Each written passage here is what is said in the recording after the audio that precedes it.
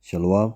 I want to start by giving all praise to Yahweh, Ba'asham Yahushai, Waruka Kudash, double honors to the apostles and elders of Great Millstone for teaching us the scriptures, among other things, and salutations to all you sincere Akyam across the world who doing this work in sincerity and the truth. Shalom. So this is an article, and I'm going to go into it later, you already see the title. And this is basically the thing, this week.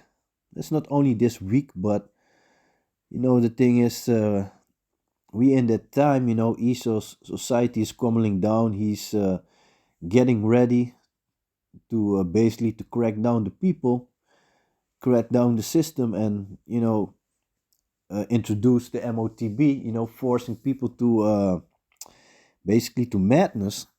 Let me read this first. It's the book of Revelations, chapter 12, verse 12.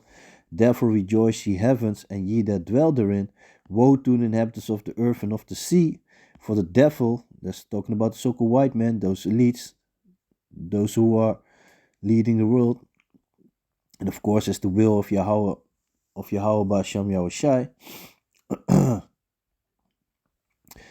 Woe to the inhabitants of the earth and of the sea, for the devil is come down unto you, having great wrath, because he knoweth that he had but a short time. Yeah, he knows that his time is very short.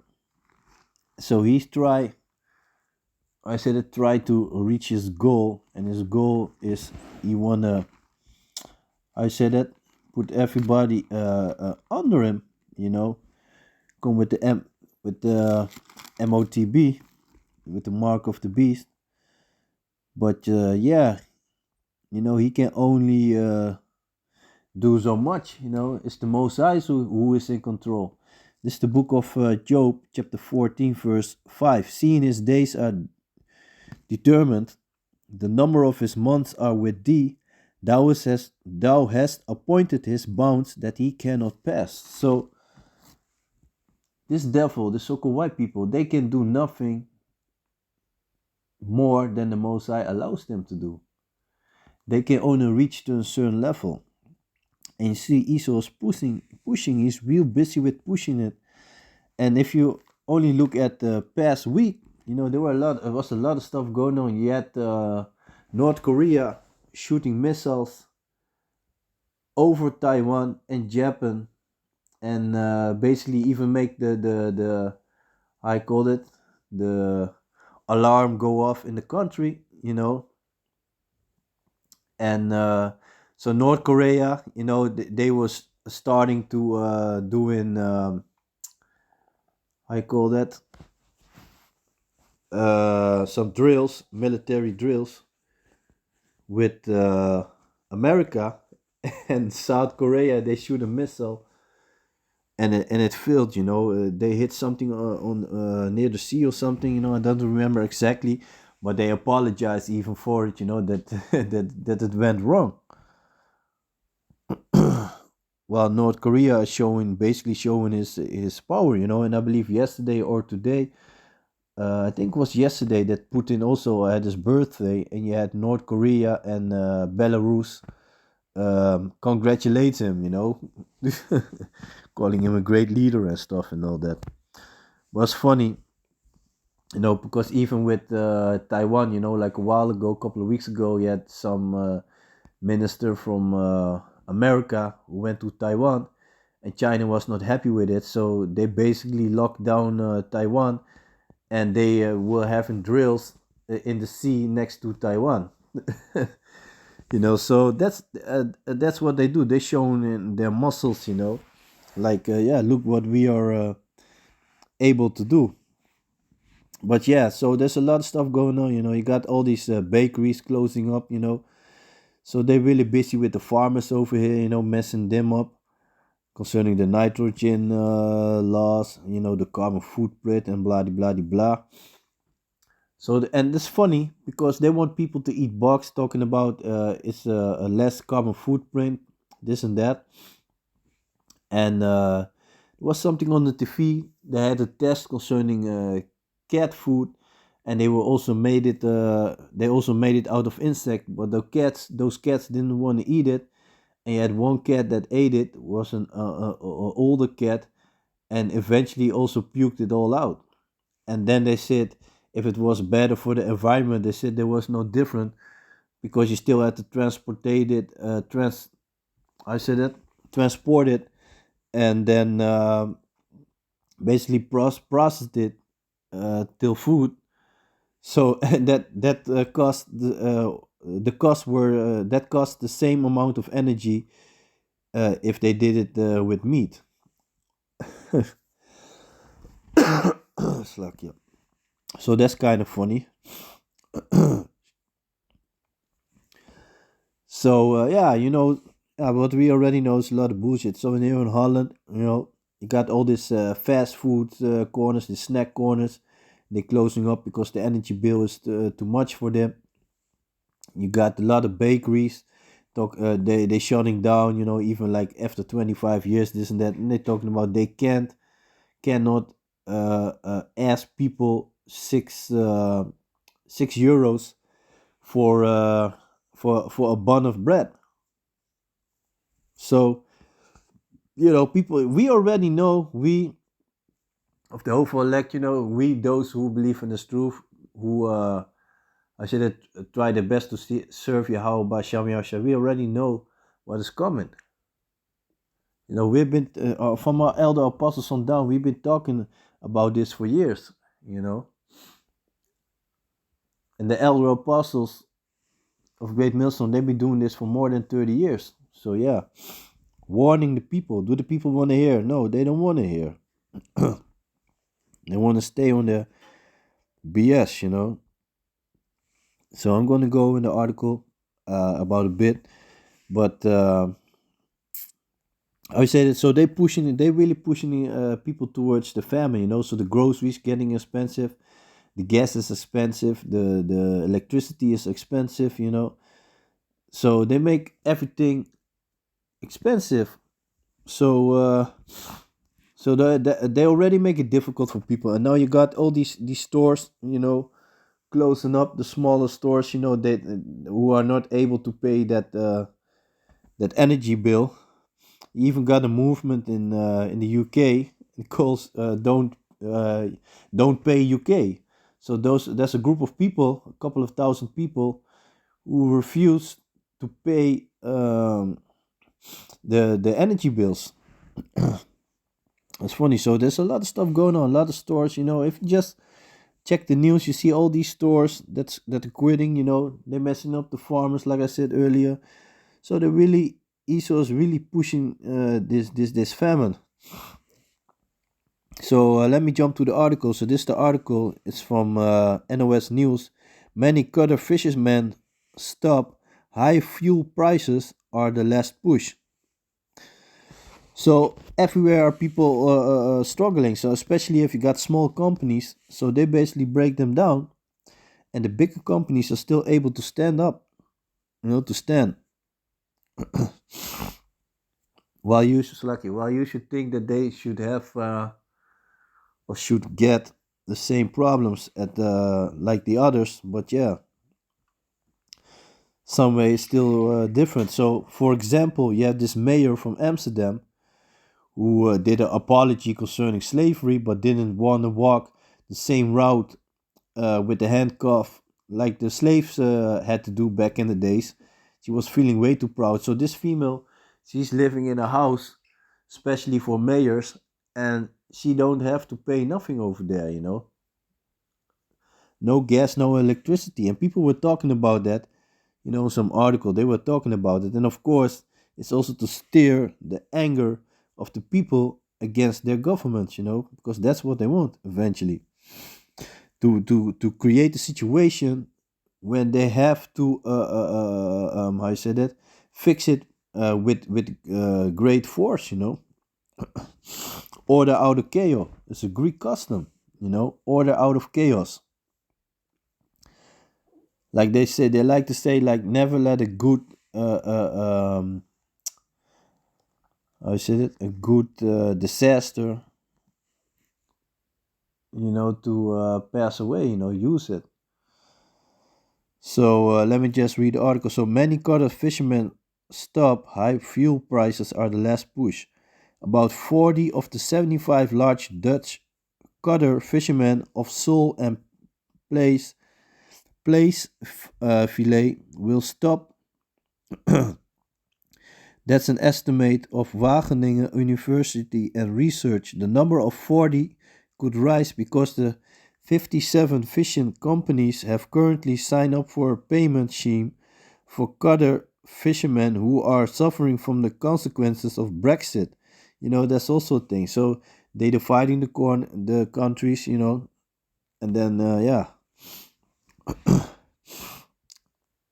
slug, yeah. And even in UK, it was always expensive, but since the Brexit started, it's next level over there. People already had trouble in concerning the houses, and now with the electricity bills going up, it's hard for them to maintain. So let me go back to the article.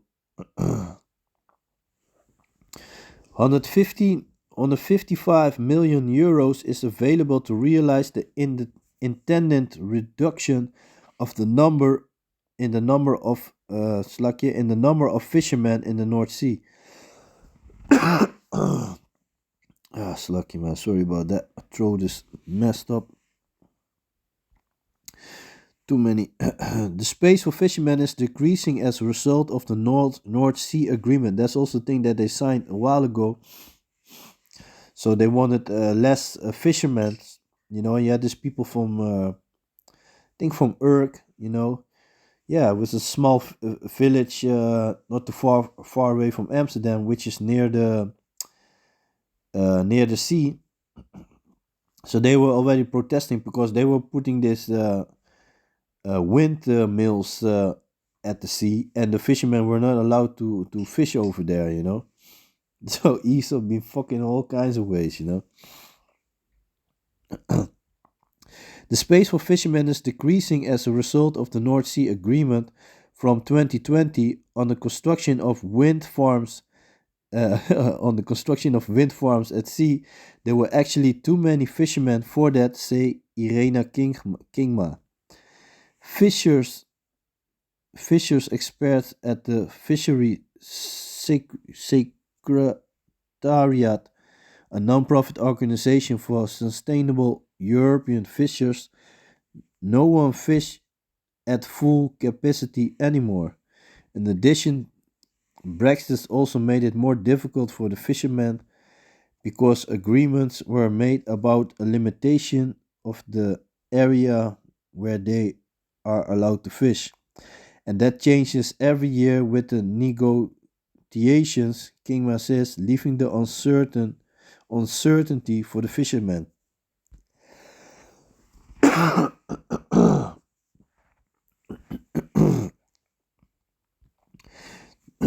Slacky, man.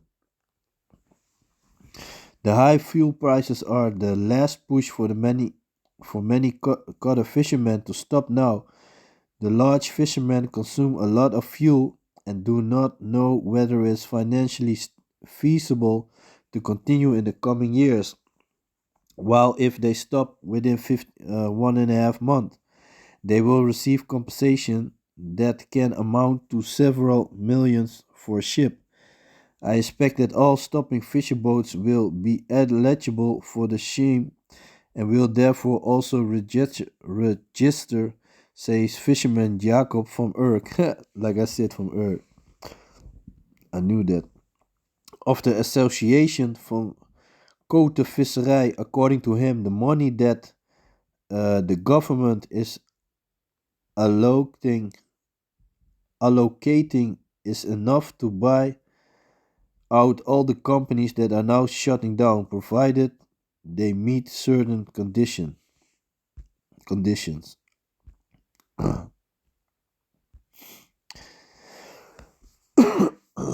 Man.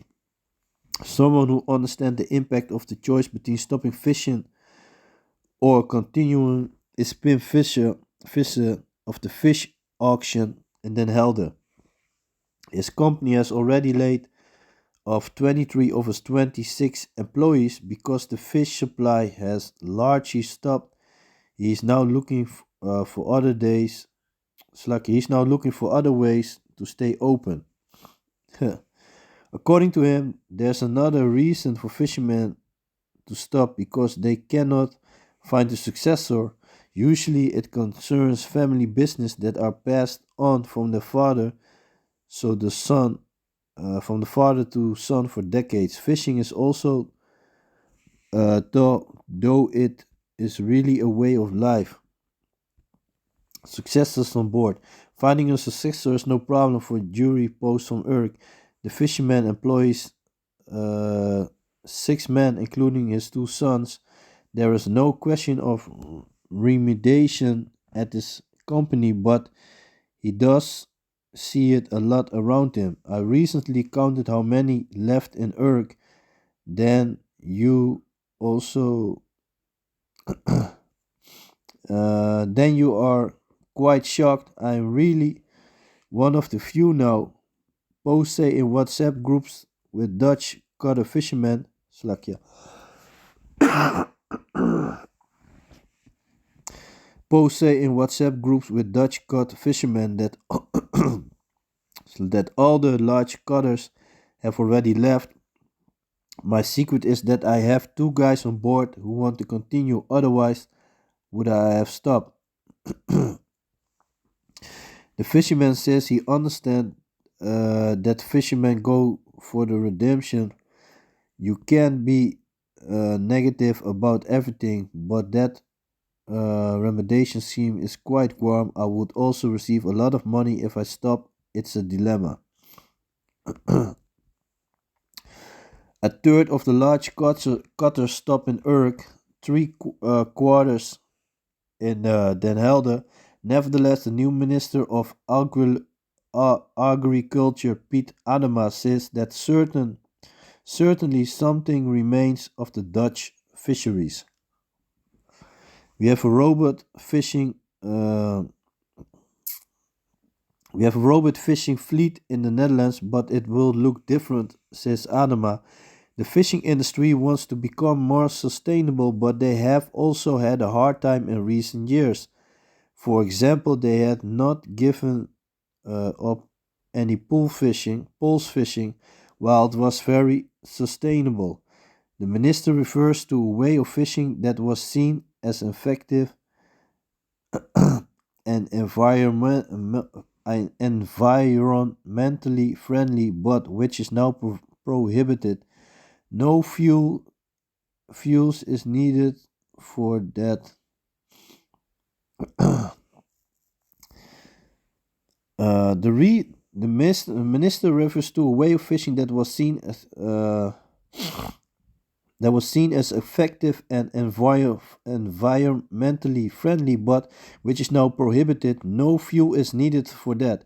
I'm sure that the fishermen who are now in financial difficulties and have to stop would not have had to do that if they could still pulse fish, says Jacob van Urk. So there's a lot of stuff going on. So they got to do. So those people got problems concerning the Brexit, the Brexit, and concerning the fuel prices. So little by little, the food gets more difficult to get, But yeah, if you are in the truth, Yahweh Ratasa, the Most High shall take care of you, and we don't really, how you say that? We don't really need to worry. Of course, scary times are ahead of us, but we need to trust on Yahweh Basham Yahushai completely, basically. And let me see, I got on scripture that is beautiful to end it with, just wanted to make a short video, not too long, just go to the point, So let me see, this is the book of Isaiah, chapter 65 and verse 13. Thus said Yahweh the Most High, behold, my servant shall eat, but he so let me read it. Therefore thus said Yahweh the Most High, behold, my servant shall eat, but ye shall be hungry. Behold, my servant shall drink, but ye shall be thirsty. Behold, my servant shall rejoice, but ye shall be ashamed. Yeah. So all that we gotta do is put our trust in Yahweh Bashem Yahushua, and He shall help us. You know. Yeah, man. Did anyone call upon the Most High and was forsaken? Let me jump real quick to the book of. Let me see. Is it Ecclesiasticus? The book of Sirach. Let me see if chapter 2. I think. Let me check it to be sure.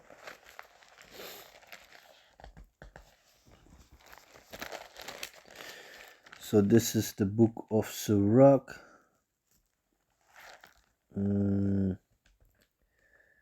Chapter 2. Yes, this is the book of Sirach, chapter 2, verse 10. Look at the generations of old and see that every any trust in Yahweh and was confounded, or did any abide in his fear and was forsaken, or whom did he ever despise that called upon him? And that also shows you how important it is to know the name of the Heavenly Father Yahweh and his son's name Yahushai. You know, so yeah. I'm gonna leave it like that. So with that, I want to give all praise to Yahweh, Ba'asham Yahushai, Wa'arukah Kudash, double honors to the apostles and elders of Great Millstone for teaching us the scriptures, among other things, and salutations to all Akim across the earth for doing this work in sincerity and in truth. So with that, I'm gonna say Shalom. So yeah, in a nutshell, famine is around the corner. All we gotta do is keep the faith in Yahweh, Ba'asham Yahushai. And yeah, basically that's it. So with that, I'm gonna say Shalom.